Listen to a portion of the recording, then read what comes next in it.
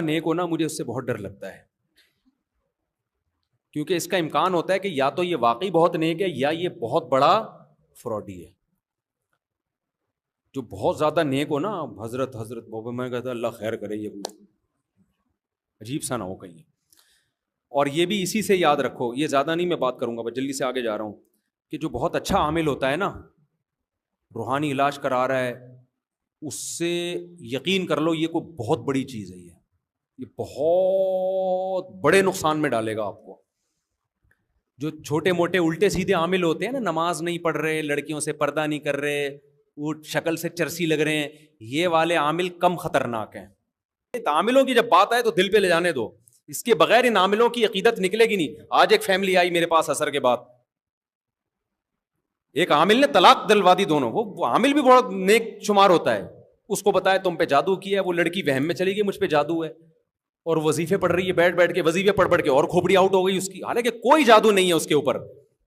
میاں بیوی کے اختلافات ہیں، ان کو حل کیا جا سکتا تھا، ان کی غلطی کسی بزرگ کے پاس چلے گئے، ان بزرگ نے کہہ دیا اصل میں تم پہ عملیات ہیں، تم یہ پڑھا کرو۔ اب بہو کو وہم ہو گیا مجھ پہ کیا ہیں، عملیات۔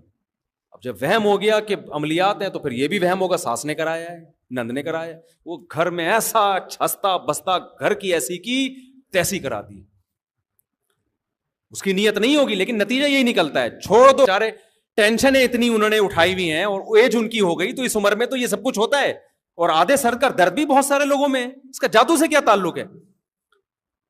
لیکن جا کے ان پہ جادو ہے تو ان پہ یوں ہے تو ان پہ فلانا ہے تو ان کو ڈمکانا ہے۔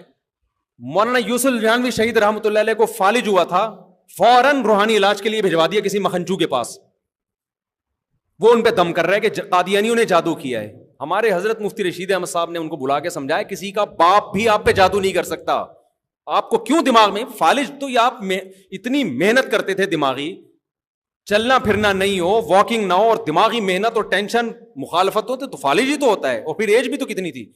انگریز کبھی نہیں کہے گا کہ مجھ پہ جادو ہوا ہے، یہ مسلمانوں میں پتہ نہیں کیا مسئلہ ہے۔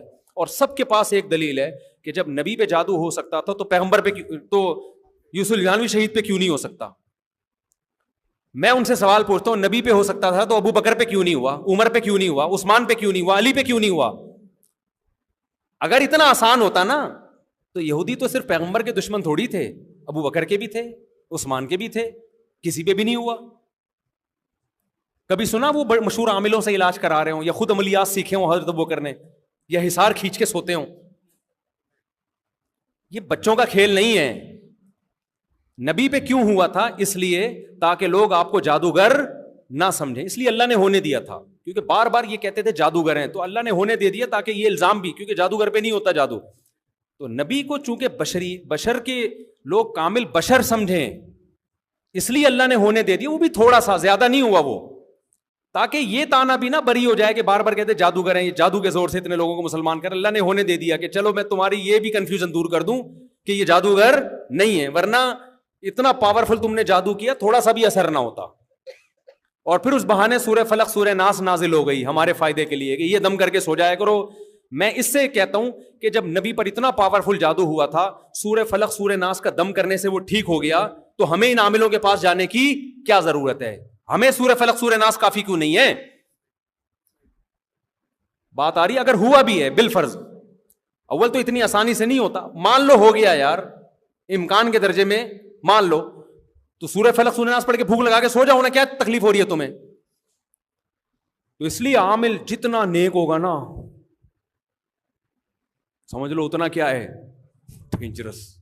حقیقت بتا رہا ہوں، بڑے بہت بڑے بزرگ کا دور بھاگو یار، یہ برباد کرے گا، کیونکہ گھر میں اس کو عزت ملے گی۔ میں نے دارالعلوم کرنگی کے عامل بھی دیکھے ہیں لوگوں کو الو بناتے ہوئے، آپ کیا سمجھتے ہو؟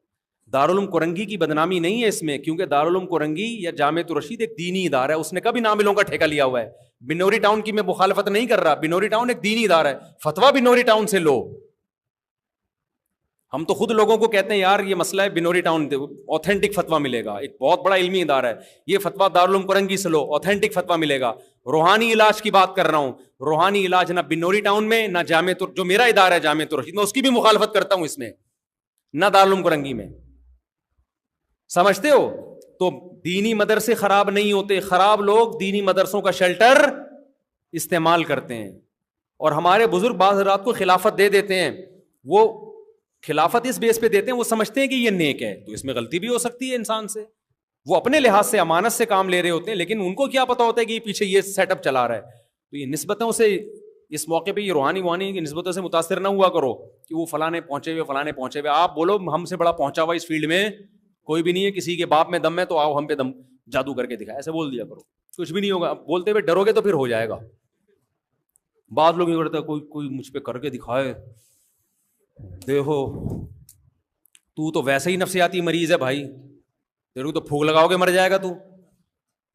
وہ میں نے واقعہ سنایا تھا نا, ہمارے چھت پہ جنات آ گئے تھے بھی نہیں, اور ڈرامے بازی ہو رہی تھی, تو وہ مؤذن صاحب نیچے جا کے میرا بیان سنا ہوا تھا کہ جنات کے سامنے کانفیڈنس ظاہر کرو تو جن نہیں ڈرتے. تو مؤذن صاحب اللہ ان کی مغفرت فرمائے انتقال ہو گیا, وہ کیا کہہ رہے, رات کو ہاتھ جوڑ کے چھت کی طرف کہہ رہے ہیں, بھائی ہم لوگ تم سے ڈرتے ورتے نہیں ہیں, خدا کے لیے یہاں سے چلے جاؤ.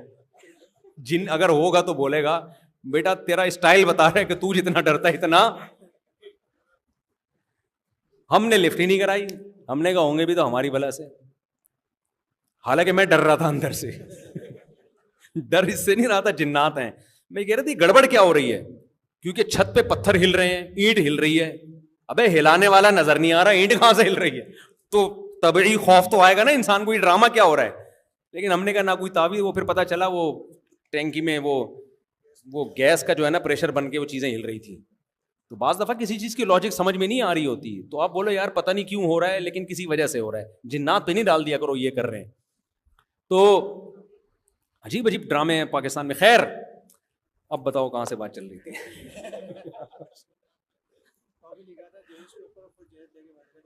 ہاں تو میں بھی جب ایمانداری پہ بیان کر رہا ہوتا ہوں نا, تو میں پہلے اپنے گریبان میں جھانکتا ہوں, بیٹا کہیں تو نہیں لوگوں کے پیسے کھا کے بیٹھا ہوا, ٹھیک ہے نا, کیونکہ تقریریں کرنا بہت آسان ہوتا ہے.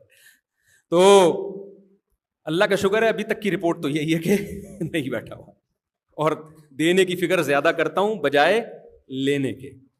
تو اللہ اسی پہ قائم رکھے, تو اللہ کی توفیق سے ہوتا ہے. انسان کے پلٹتے میں کوئی دیر نہیں لگتی, بڑے بڑے لوگوں نے پلٹتے ہوئے دیکھا ہے, تو اتنا نہیں چاہیے کسی چیز پہ.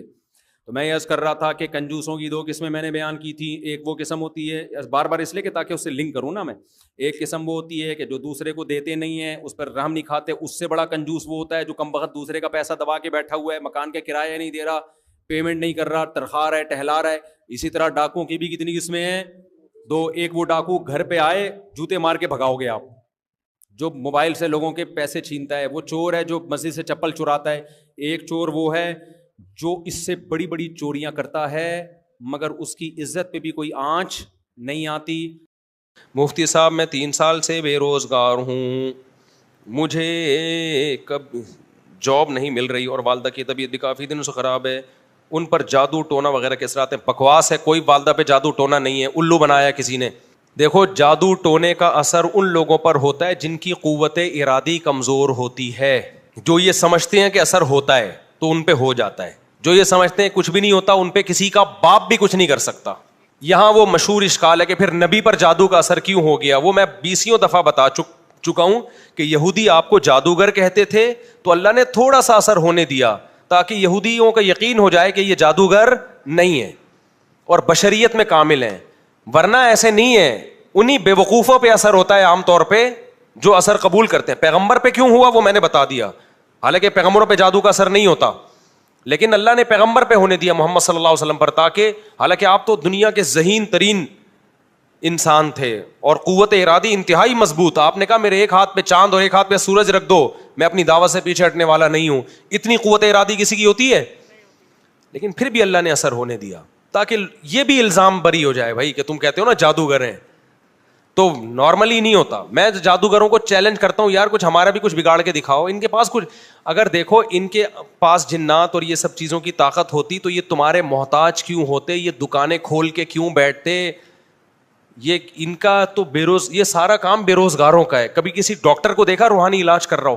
کبھی کسی مفتی کو دیکھا؟ آپ کہہ سکتے ہیں مفتی فلاں روحانی عامل ہے, وہ مفتی نہیں ہے, وہ روحانی عامل ہے, اس نے مفتی لگا دیا اپنے نام کے ساتھ, ورنہ سچی مچی کا کوئی مفتی روحانی عامل نہیں ہوتا, کیونکہ اس کے پاس ایجوکیشن ہے نا. کبھی کسی کاروباری آدمی کو دیکھا روحانی عامل؟ یہ سارے ان لوگوں کے کام ہیں جن کو کچھ بھی نہیں آتا, سوسائٹی کے گرے ہوئے لوگ تھے, کوئی ان کا سورس آف انکم نہیں, کچھ بھی نہیں, تو بے روزگاری دور کرنے کا بہترین طریقہ ہے دم درود جھاڑ پھونک شروع کر کے چن چڑیل بھوت بھگانا شروع کر دو, تو اس سے نوٹ آنا شروع ہو جاتے ہیں. بے روزگاری کا بہترین حل یہ. تو اس لیے آپ کی والدہ پہ کوئی جادو وادو نہیں ہے, دماغ سے نکال دیں. جس گھر میں ہم لوگ ہیں وہ گھر بہت بھاری ہے, اوئے ہوئے ہوئے ہوئے, آپ نے ترازو میں تولا ہوگا اس گھر کو. ہم پہ قرضہ بہت زیادہ ہے, اور جس کے دماغ میں ایک دفعہ یہ آ گئے کہ مجھے جاب اس لیے نہیں مل رہی کہ مجھ پہ جادو ہے, مجھ پہ, اب تو گئی زندگی برباد. اب نہ وہ کبھی ٹھیک ہوگا, نہ کبھی اس کا روزگار ملے گا, کیونکہ نا امید ہو گیا. اور ساری صلاحیتیں جادو کے علاج میں, جو جاب تلاش کرنے میں